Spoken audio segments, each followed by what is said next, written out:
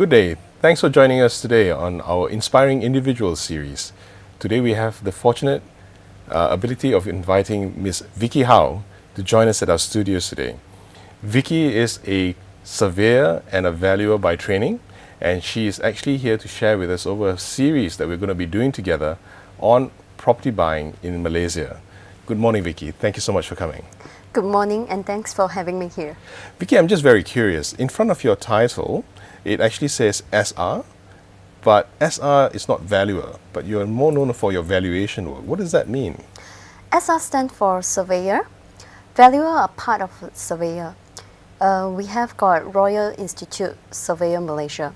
So all the valuers, surveyor, land surveyor, quantity surveyor, they are all grouped under surveyor. Right, okay. So that's why you took an SR instead of a VR, so to speak, I guess? There's no VR, There's no unfortunately. VR. Okay. Vicky, how long have you been in this industry? You look very, very young, very youthful, I have to add. Thank you very much for your compliment. I've been in this industry for more than 12 years now. I started very young. I've gained my experience more than 12 years already. And how long, for 12 years, were you practicing as a valuer? No, I have various of experience in property industry. I started up as a negotiator, and then I went to for valuer and also being a developer before. So I have various of experience in property industry. Okay. Where currently is your firm? Is it based in Malaysia, or is it based outside, or is it based in Klang Valley?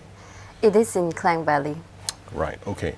Vicky, in our particular series that we want to do today, we want to actually help uncover how and what does a person need to do to become a property owner in Malaysia.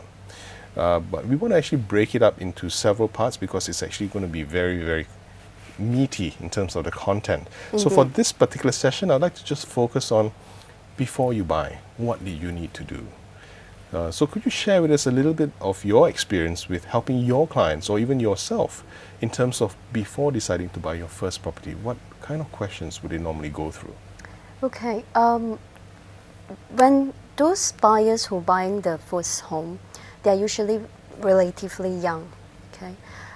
These are the people who have a lot of consideration. If they have parents who help them, those consideration is off. But a lot of them, the first consideration is financial. And they thought that they need the full sum of money. Let's say the property is worth 500,000. They need to have 500,000 in order to buy the property. So a lot of them thinks that I need to save up this amount of money before I started buying property.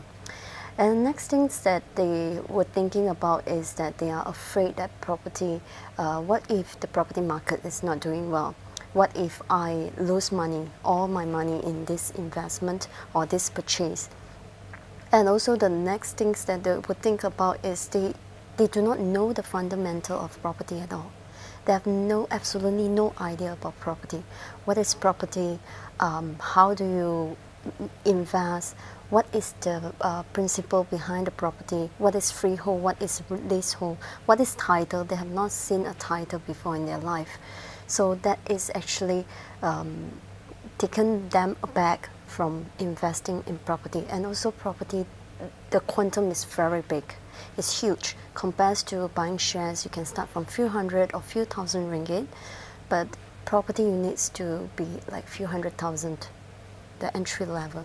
So that makes them think twice before they invest in property. So from what I'm hearing from you, it is more of a financial consideration that's holding a lot of people back. And beyond a financial consideration, there's also another area where there's a lot of terminologies, there's a lot of legal frameworks that they need to probably be aware of or understand before they decide to buy. Would that be correct? That's right. Okay. The question that I also would have to ask you is this. Would Malaysians or would people need to buy properties now? I mean, you see the Uberization of cars where people say, I don't need to buy a car anymore. Do you think that properties will go down that way? So do I even need to buy my first property? I think the way that the world is changing right now, no matter how fast it's evolving, we still need a place for shelter. Okay? Okay, it's either the place getting smaller or bigger, but obviously in this case the space is getting smaller and smaller because of the scarcity of the land and the price tag of the property. So eventually the property price going bigger and higher, the affordability become lower. So the developer has to push the smaller space to sell it to the consumer so that the consumer can afford the property. But what are the main reasons would someone even want to consider buying a property other than shelter? I mean, other than shelter, are there any other reasons? The other reason is that they use it as a passive income and also a way of investment. Put it this way, if every month you have a commitment, it forces you to save the amount of money. At the end of the day, property price appreciate, and you are actually doing a forced saving to yourself for an investment in the future. But if I already have a forced savings, like for instance, in Malaysia we have the EPF, or if I have an insurance policy that I put my money every month in, or put my money in every month, do I still want to, or do I still need to put it in a property? Okay, by average, property appreciate 8 to 10% per annum. At a good time, it can be up to 20%. So EPF is giving you 5%. So our inflation rate in Malaysia is about 3% declared. Undeclared is about 10% or more. So if you put your money into a saving or EPF, you're actually losing out your money at the end of the day because the value of the money getting smaller. But the value of the property appreciates 10% in good time. So meaning that you are actually making money if you're putting your money into property. All properties appreciate at the same rate? No, it actually depending very much to the location. For example, property in KLCC is volatile. It depends very much to the economy of Malaysia, and depending on how many expatriates, how many foreign investor is investing into Malaysia. Whereas outskirts, you will see in Klang Valley, such as Subang Jaya or Petaling Jaya, you will see the property appreciate faster than certain places in city like KLCC. Right, okay. And that's location per se, but the types of property, would they also appreciate at the same pace with, like each other? Like for instance, a single story terrace house that is say 1,500 square feet versus a condo at 1,500 square feet. Okay, landed property, we have a few types that we can look into. Okay, for example, terrace house will appreciate faster than semi-D and also bungalow house. The reason is because semi-D and bungalow house is a niche market that caters for a higher higher income person. So not everyone can actually afford to have semi-D or bungalow house. In fact, bungalow house, they are actually renovated to suit their needs, and they can be renovated. The renovation is huge amounts, but you and I probably don't like the bungalow house. So at the end of the day, when we buy the bungalow house, we will slash with the owner because we don't like the design at all. Whereas terrace house is much of a common and a mass market product. And because it is a landed property, the property appreciate higher than condominiums and apartments, service apartments. But in some rare cases whereby condominiums and service apartments are so highly in demand due to the location that is close to LRT station or some upcoming potential development in that area that driven the property price to increase very high. So it is advisable to buy landed property, but at this current situation, a lot of youngsters, especially homeowners, are not able to buy landed property anymore. Is it because of the quantum? Or? It is because of the quantums. For a simple landed property in Klang Valley, it will cost $500,000 more. Whereas a studio apartments in any of this area, studio apartments ranging from 300 to 500 square feet, it costs us around 500,000. Yeah. Okay. So coming back with regard to wanting to buy your first property or preparing to buy your first property, what we've learned from you today is that financeability and legal jargon, and also type of property per se. But let's get back to the finance and financeability. Can you help us understand, when you bought your first property, what were the financial questions that you asked yourself, and how did you actually answer those questions that you had in terms of, it's a 30-year loan. My income is now like this, but it's a 30-year loan. How do you bridge that gap? Okay. Many people do not understand that, especially younger generation. They think that they can wait, but the age is the limit. So some certain bank can actually borrow up to 35 years. The more you stretch, the lesser you pay per month. Okay, and also there are a lot of people thought that I can take up 90% loan, so I just have to prepare 10% of the purchase price. So if you are buying sub-sales market, so there's sub-sales market, there's off-plan, there's new development, and also you can buy from auction property and etc. But from sub-sale market, you obviously have to prepare a 10%. Okay. On top of that, you will need to prepare for your MOT, stamp duty. So MOT stands for Memorandum of Transfer. So you need to prepare the amount for, say, first 100,000 is 1%, and then the next 400,000 is 2%, and the next 500,000 is 3%. On the next year onward, anything above 1 million will be considered as 4%. So you have to prepare that amount of money.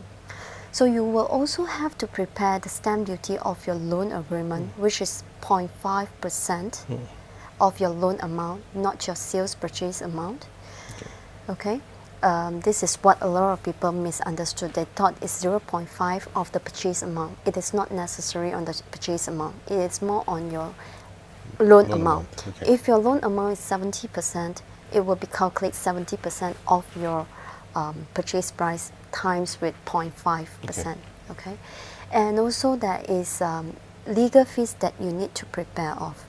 So legal fees, you can roughly keep the that is a table, stimulation tables of fees, standard fees that you can get it from your lawyer. It's all standard price. But the thing is, you need to prepare two types of legal fees. One is for your sales and purchase agreement. The other one you need to prepare for your loan agreements. So you have two types. But not to forget that on top of the legal fees, each legal fees will have a disbursement of around 500 ringgit to 800 ringgit. Depends on how much things that you want your lawyers to do, and depending on how much your lawyer is charging you. Okay, that's roughly what you need to prepare for home buyer for sub-sale property. But if you are buying a new home, off-plan property, it is much simpler, because nowadays that developer are providing easier package. For example, they are paying for your legal fees, so you don't have to worry about your legal fees. And you don't have to worry about where to get your lawyer. You don't have to worry about how to get your loan, because most of them already have their bankers. So it is a much easier process. But anyhow, it's advisable to prepare about 10% for your new development. Okay, so for sub-sales market property, you need to prepare about 15 to 20% of your property price. So you're saying that beyond the initial deposit that you need to pay, the other amount of money that you would need to facilitate the entire process is probably between 5 and 10% of the value of the property. Correct. For sub-sale. Wow, okay. Usually, if you were to look at it, would there be any difference if I were to buy a sub-sale property? Sorry, the amount of money that I would need to put for a sub-sale property, if it's a strata or if it's a landed, is there any difference, or is it still 5 to 10%? It is still the same. Still the same. It is still the same. Yeah. Okay. Then in order to also make that purchase, then your financial standing and your financial qualification becomes important. As a first-time buyer, what can I do to check whether my financial standing is okay, not okay? Can I borrow? Can I not borrow? And how much can I buy? Okay, usually what you need to check is your secrets. How you can check it is you go to Bank Negara. They have a kiosk where you can put in your IC and your thumbprint and they can print it out for you. It's all automatic. And the other way you can check is through CTOS. Okay, you can type in online. You can do it online, CTOS. So you can CTOS is much more in depth, especially for businessmen who owns a lot of businesses. So all your company details will be out in the report, and also whether you have D-check record. D-check is actually a form of record when you bounce any check in the market. I see. Okay. So in any year that you have bounced 2 times of check, okay, the third time the bank account will be closed. So it is important to see, the bank will see at whether how your honesty and trustworthy of you, okay, and the bank also would like to check your behavior of yourself. So from the secrets, if your secrets is very clean, for example, you don't have any credit card, you don't have installment for car, you don't have any house, you have no commitment at all, it seems like a good news, you know. But it is not entirely a good news because the bank can't see your behavior. The bank wants to see your behavior, how you spend your money, how promptly you pay your payment. So because the bank can assess the risk of borrowing money to you. So my advice to first home buyer is at least get one credit card. So you can control your usage of credit card, for example, just using it for petrol. Just use a very minimum of amount so that the bank can actually assess your habit of paying your credit card promptly on time. Yes. So build a financial track record, make sure that you show and display that you're responsible, and also make sure that you go and do your credit check with at least secrets to make sure that everything is actually in order. Those are the things you're talking about? Yes. Well done. But what if I were to just show the bank I've got a lot of fixed deposit and I don't want a credit card? Would that help? You have to have a certain commitment in the sense that probably you have a car, then it helps. Getting a car loan is easier, always easier than getting a house loan.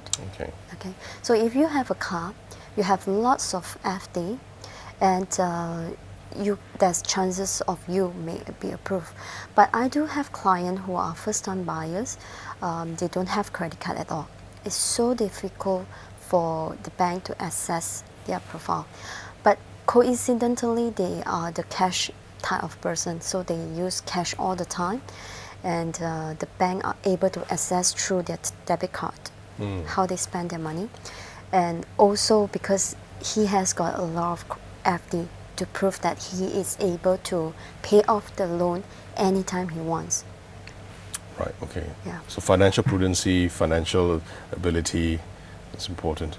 But if I were to purchase just say a $500,000 house or property, that would mean that the monthly installment would be about 2005, 2006? Yeah, about 2005, depending on your age. Okay. So the higher your age is, so the limit is until 70 years old. Okay. So if you are up to 35 or 40 years old, so you are I call it last train to catch. Okay. Okay. So you can borrow up to the maximum of the bank years tenure. So meaning that above this age, your installment will be higher than 2005.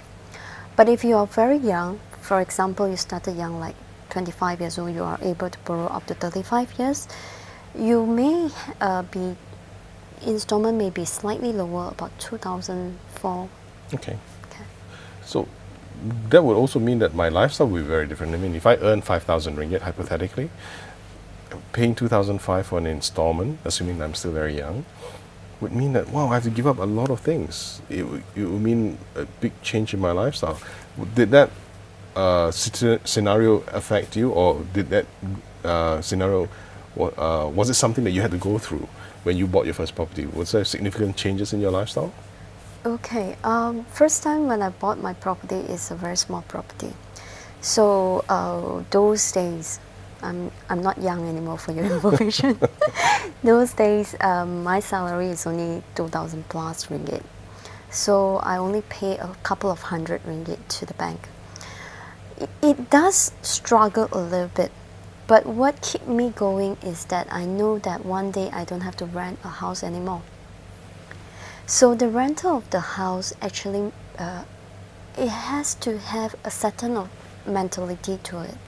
If you're renting the house, in other words, you're actually helping the person to pay their installment. So why not I buy my own house, I make my own installment, at the end of the day, I gain the capital appreciation. So that's the mental, I say mental motivation that I have. Right, okay, so the sacrifices that you go through was actually negligible compared to the payoff if you were to sell it at a later date in the future. Would that be right? Exactly. Right, okay. The other things to consider before we actually end this particular very quick session is this. In order for me to make a purchase, how young or how old must I be in order to start buying? Can I be like can I ask my son who's 14 to buy with me? I would say, actually at the beginning, I would like to tell you there's no age limits, but you need to be above 18 years old. But in order for you to be qualified in the bank loan, it is safe to be above 21, because it's not convincible to the bank that you are 18 years old and you have the ability to take up a loan responsibility. Right, okay.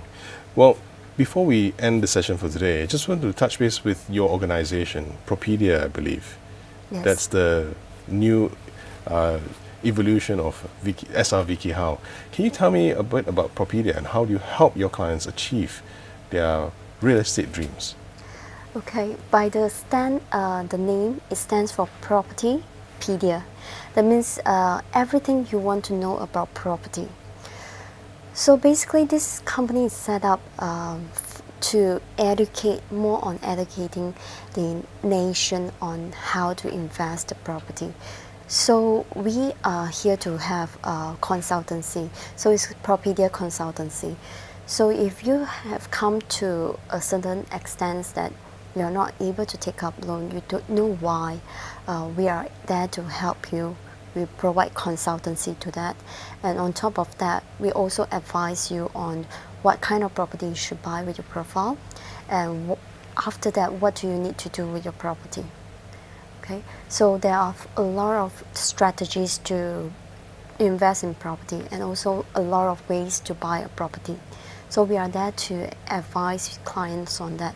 On top of that, we're also providing valuation works, building management, and also sell and leasing as well. Great.